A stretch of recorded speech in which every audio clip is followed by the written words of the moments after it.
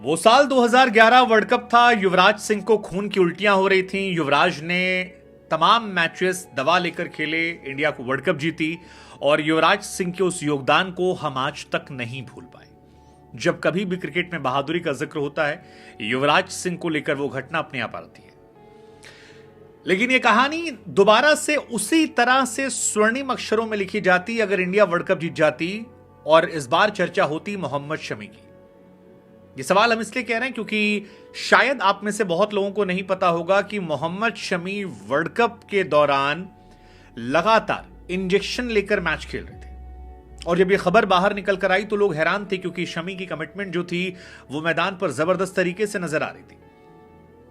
कुछ एक मैचेस ऐसे भी थे जहां शमी घुटनों के बल बैठ गए, सजदा वजदा, बहुत सारी खबरें उड़ा दी गई शमी की थकान को लेकर। लेकिन अब जो खबर निकल कर आई है वो थोड़ी सी हैरान करती है क्योंकि खबर यह है कि मोहम्मद शमी की बाईं एड़ी की पुरानी चोट थी और उस चोट का दर्द वर्ल्ड कप के दौरान पीक पर था। लेकिन शमी वर्ल्ड कप खेल रहे थे, इंजेक्शन लगवा रहे थे और टूर्नामेंट के टॉप विकेट टेकर बने। अगर इंडिया ये वर्ल्ड कप जीत जाती तो शायद शमी इस वर्ल्ड कप के सबसे बड़े हीरो बन जाते, सबसे बड़े हीरो। लेकिन वो खिताब शमी को नहीं मिला।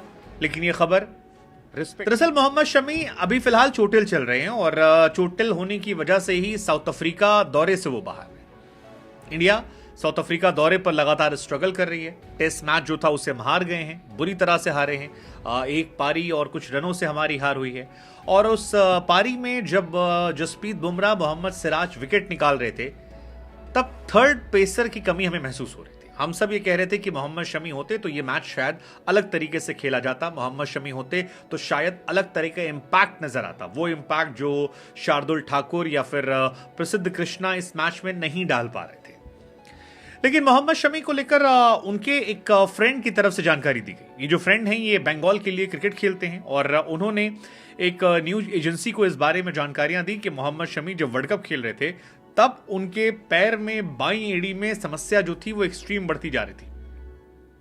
वो दर्द से करा रहे थे लेकिन काफी कम लोगों को इस बारे में जानकारियां दी गई थी। मैच से पहले इंजेक्शन लगता था और इंजेक्शन लेने के बाद वर्ल्ड कप में वो खेलते थे। इंडिया की तरफ से कभी भी किसी भी वर्ल्ड कप में हाईएस्ट विकेट लेने वाले गेंदबाज मोहम्मद शमी बन गए हैं। केवल 7 मैच खेले थे और 24 विकेट निकाल दिए। अगर शुरुआत के उन्हें 3-4 मैचेस में खिलाया गया होता तो शायद मोहम्मद शमी वर्ल्ड कप के इतिहास के हाईएस्ट विकेट लेने वाले गेंदबाज ही बन जाते। लेकिन शुरुआत में मैनेजमेंट ने उनकी जगह शार्दुल ठाकुर और हार्दिक पांड्या को लेकर भरोसा जताया। बाद में फिर शमी पर भी आना जरूरत से ज्यादा मजबूरी हो गया था क्योंकि शार्दुल ठाकुर से विकेट निकल नहीं रहे थे। मोहम्मद शमी से पहले हार्दिक पांड्या जो थे वो चोटिल हो गए थे और जब हार्दिक चोटिल हुए तो फिर टीम इंडिया को लगा कि यार अब हमें एक्सपीरियंस की तरफ जाना पड़ेगा। वैसे हम और आप शुरुआत से कह रहे थे कि शमी को खिलाने से इंडिया का बॉलिंग लाइनअप जो है काफी लीथल हो जाता है और जब जब शमी आते थे तो हमें याद है कि किस तरह से विकेट गिरते थे, बैक टू बैक डंडे गिरते थे और नेक्स्ट लेवल की परफॉर्मेंस, नेक्स्ट लेवल की कमिटमेंट जो है मोहम्मद शमी ने उस वर्ल्ड कप में दिखाई थी। पूरी दुनिया शमी की हीरो बन गई। शमी से हर कोई मिलना जानना चाह रहा था। वर्ल्ड कप के इतिहास में ओवरऑल भी सबसे तेज 50 विकेट लेने वाले गेंदबाज में मोहम्मद शमी का नाम आ गया। इन शॉर्ट मोहम्मद शमी इस वर्ल्ड कप के बाद इंडिया के एक बहुत बड़े ब्रांड के तौर पर निकल कर आए जिसने परफॉर्मेंस दी। 7 मैच 24 विकेट, 5 की इकॉनमी और बेस्ट 7 विकेट 57 रन देकर सेमीफाइनल में जो उन्होंने विकेट निकाले न्यूजीलैंड के सामने वो अपने आप में कमाल था और उस कमाल की वजह से ही शायद हम फाइनल तक पहुंचे थे, अदरवाइज हम बीच में ही फंस सकते थे। लेकिन जब ये खबर आती है कि शमी चोटिल थे और चोट के बावजूद खेल रहे थे तो फिर हमारी आपकी रिस्पेक्ट जो है उनको लेकर थोड़ी बढ़ जाती है। हमें आपको ये लगता है कि यार ये खिलाड़ियों का जज्बा है, ये उनका जुनून है, ये उनका कमिटमेंट है कि जब बात देश के लिए आती है तो फिर कहीं कोई नजर नहीं आता।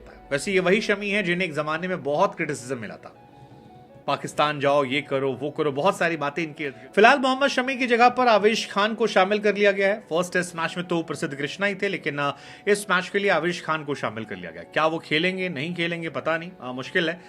लेकिन शमी फिलहाल चर्चा में है कई वजहों से। एक वजह है कि 9 जनवरी को उन्हें अर्जुन अवार्ड मिलने वाला है और ये अवार्ड उनकी शान बढ़ाएगा, ये अपने आप में एक शानदार है।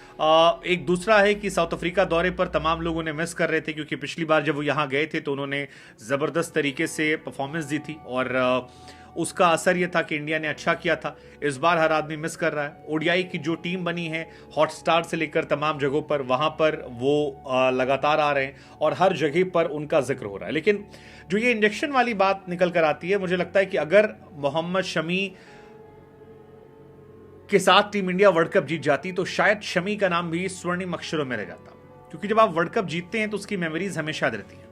2003 में तेंदुलकर ने बहुत अच्छी परफॉर्मेंस दी थी, लेकिन वो उतनी याद नहीं रह गई लोगों को, क्योंकि हम जीते नहीं थे। केएल राहुल ने भी कहा कि जब आप रिटायर होंगे और 10-15 साल बाद पीछे मुड़कर देखेंगे तो आपको ये दिखाई नहीं पड़ेगा कि यार क्या चल रहा था, आपको ये दिखाई पड़ेगा कि आप वर्ल्ड कप कितने जीत कर आए, बायलैटरल सीरीज में क्या करते हैं वो पता नहीं। लेट्स जस्ट होप कि मोहम्मद शमी, जिन्हें अर्जुन अवार्ड मिल रहा है, वो T20 वर्ल्ड कप में आए, हक से खेले और टीम इंडिया को वो जिताए।